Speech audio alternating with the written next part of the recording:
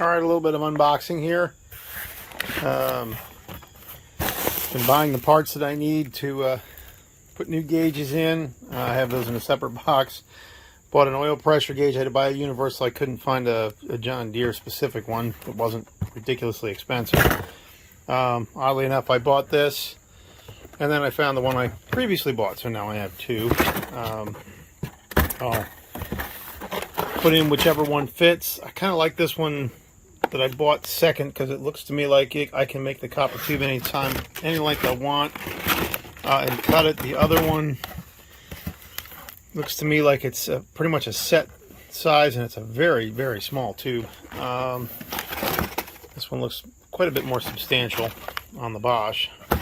I may end up going with this if it fits the hole. My ends finally all came in, and most importantly, let's do a quick unboxing here. Everybody likes this. Get my cutter out,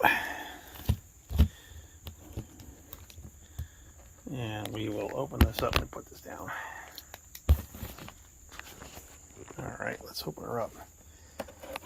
This was a substantial expense on this project. What is what's in this box? However, it should get me moving. So let's see what we got here.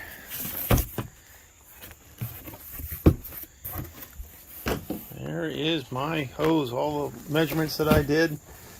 A lot of them are 3/4. I know I did the long ones in 5/8. I have a bunch of ends here. I need those for the 4-in-1. Adapters that I'm going to need to get this down from the JIC to the JIC down to pipe thread, and pipe thread then down to 3/4. Got those. Actually, here's my first test on this measurement. If I measure the wrong size on these, I'm going to be pretty upset. But I don't think I did. I'm going to take a little quick walk. Look at my old fitting. If these are wrong, I'm going to be really upset with myself. And let's take a look-see on these for a second. If I did my homework correctly, these two should be the same size. Uh-oh, that may be a problem. I hope I didn't do the wrong size. That is not looking the same. Crap.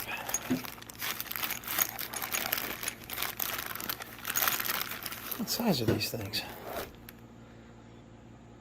I thought they were 1 inch. Is there such thing as a 7/8? Well, I guess we'll find out. It looks to me like I got ones that are too big. Bummer. That means I'm not putting the 4-in-1 on anytime soon. I'll have to switch these out now for the right ones. Okay. Well, live and learn. All right, I'm going to continue unboxing. When I bought these hoses, I had them all marked for what they were. I don't know if you can see that. That's a hose on the backhoe return side. So when I measured them out, I had them labeled when I bought the hoses. That should make it a little bit easier now when I'm going through trying to figure out what goes where. So I now have a aux supply. This is one of the ones I want to put on right now. It's an aux supply. I'm looking for aux return. And that is aux return. So these are the two hoses I'm going to do next. And I'll show you where they go.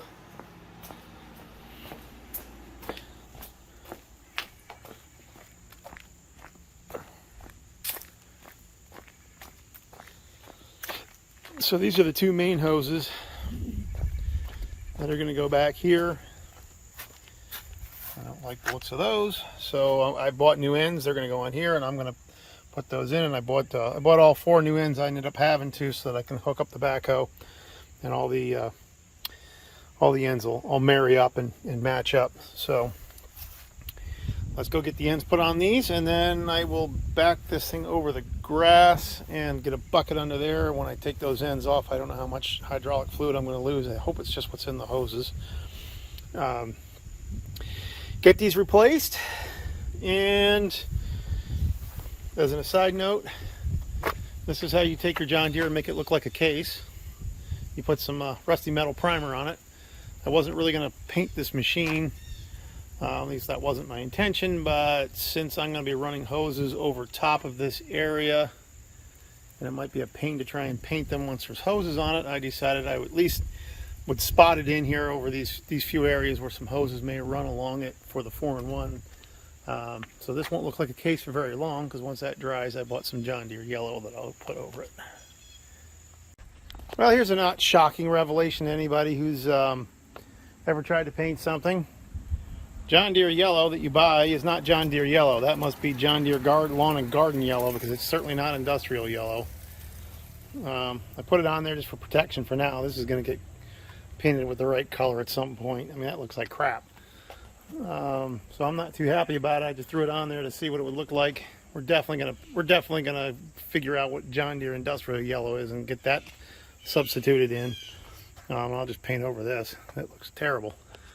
So I got a couple cans. Fortunately, I didn't buy much more than a couple cans of it. But that is not the look I'm going for. Okay, supply side's coming off. Got my pipe wrench in there.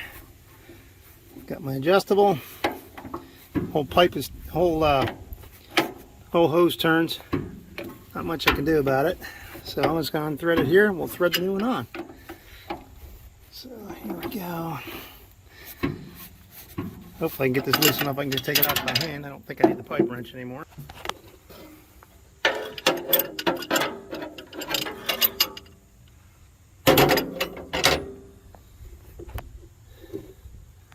Now, where was I?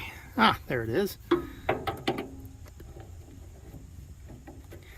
I almost can do this by hand, I think. It's one of these places where there's room, but there's not. That's pretty loose now. I think that's by hand. I'm probably going to make a bit of a mess. I think what I'm going to do is twist it from the other side, take her out.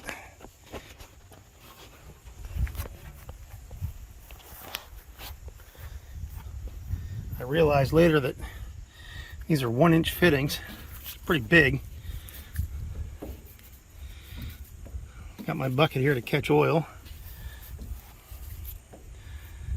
Feels like it's just about out of there.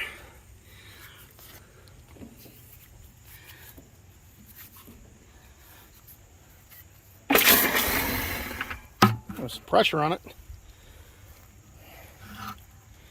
You see why I was worried about this hose. Not a whole lot of oil in there, but there was a bunch of air. Let me move my bucket here. Get a little drip over there. Let's get that over there. So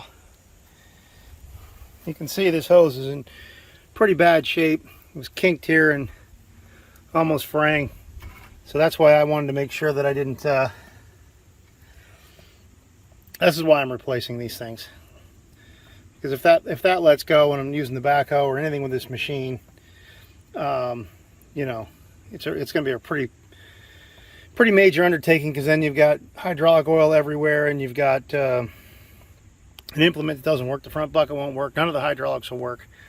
So this is why I'm going through and just putting new hoses on it. All right, new hoses are in. Don't see anything leaking.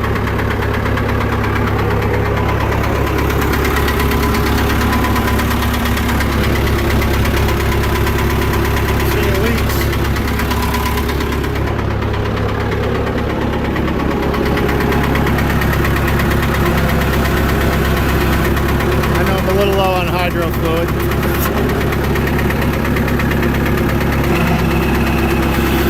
Since I got to replace those two hoses yet, I'm not worried about it.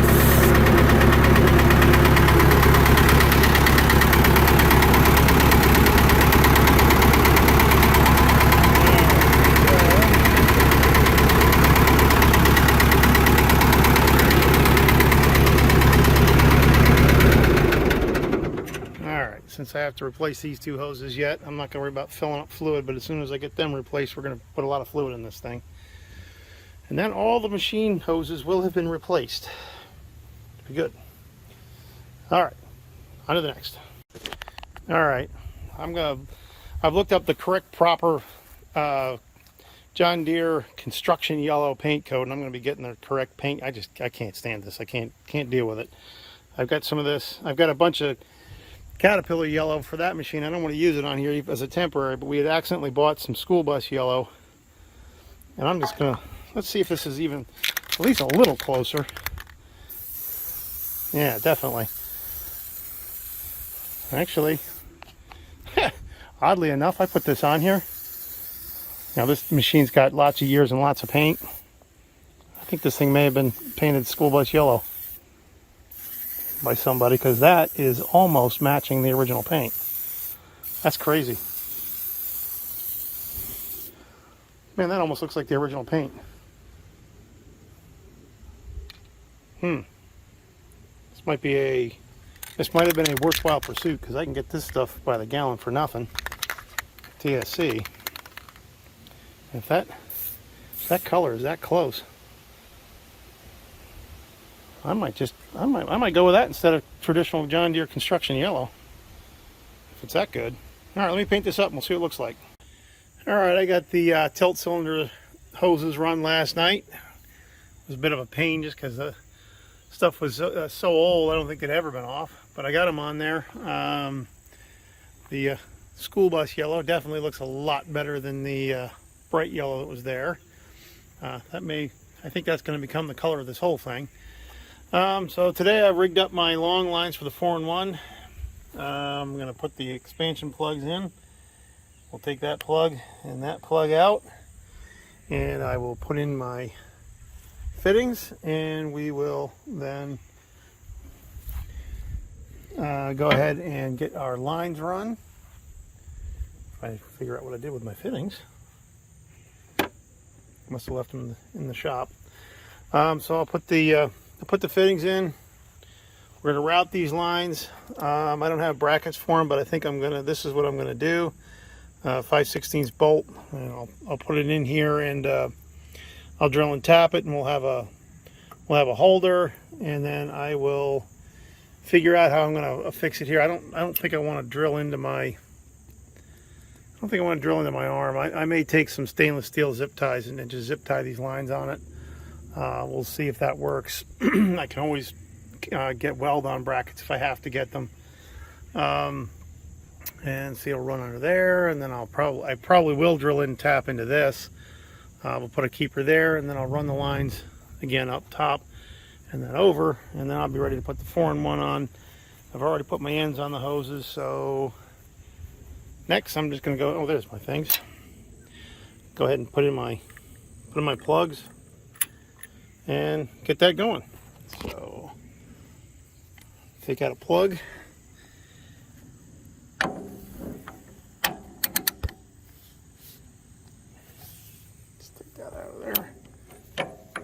All right, I'll show you when I'm done. I can't hold the phone.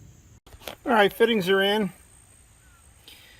Not too difficult. I have to say that grabbing these shorty wrenches, these service wrenches, has become indispensable on this project. It's really been important. So now I have my nice swivel fittings in, and you can see why I opted to go with 5/8 hoses here. They fit nicely through this space. 3/4 just were going to give me trouble.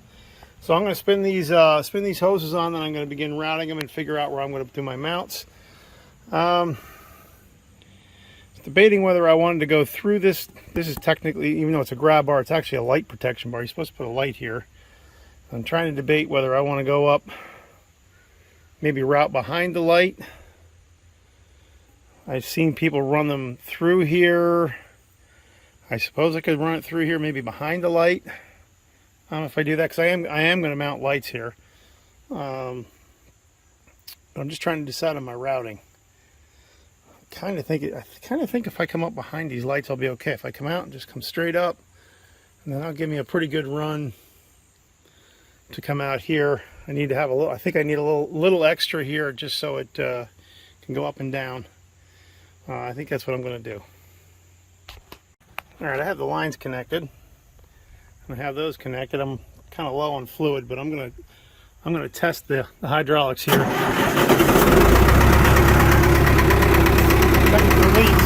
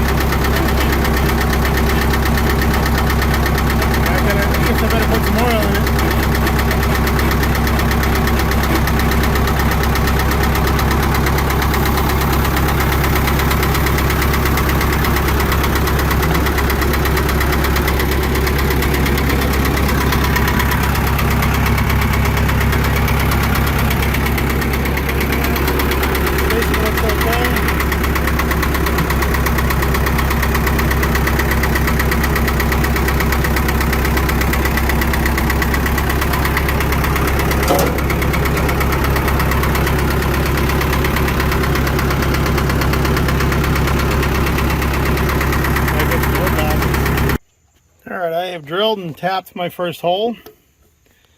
So we're gonna, let's see, I gotta make sure when I put this in that the bolt, you can see where my tap is going. I gotta make sure the bolt doesn't stick in far enough to come in contact with that. But we're gonna put our first keeper on here. We're gonna see how that goes. All right, here's my first attempt at how this is gonna go. I've got it all mounted.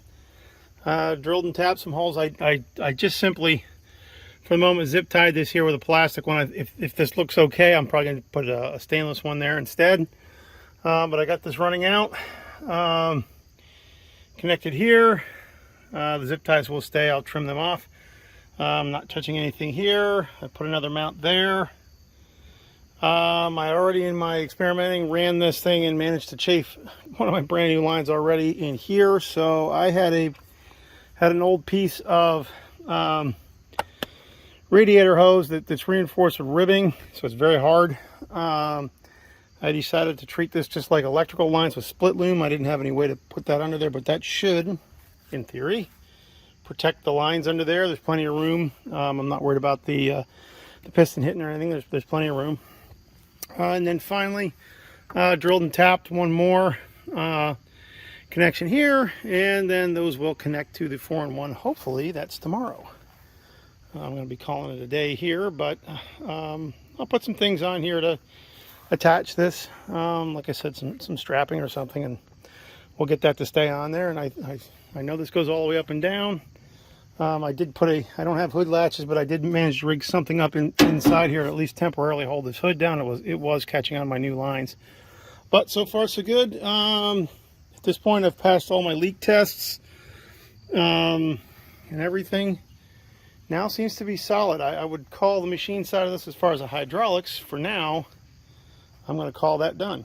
I'll keep an eye on a few things. Long term, I'm a little bit worried about these hoses, probably more this one, even though it was brand new. That's a 2250 hose. I think this is a 2200 machine, so that's pretty close to max on that hose. I'll keep a close eye on it. I actually do have an extra hose, so I'll be okay with that. So if anything ever happens to it, I have another one. Just be a pain in the neck to do it in the field if it happens. What else? Well, I think that's it for today. So next stop, 4-in-1.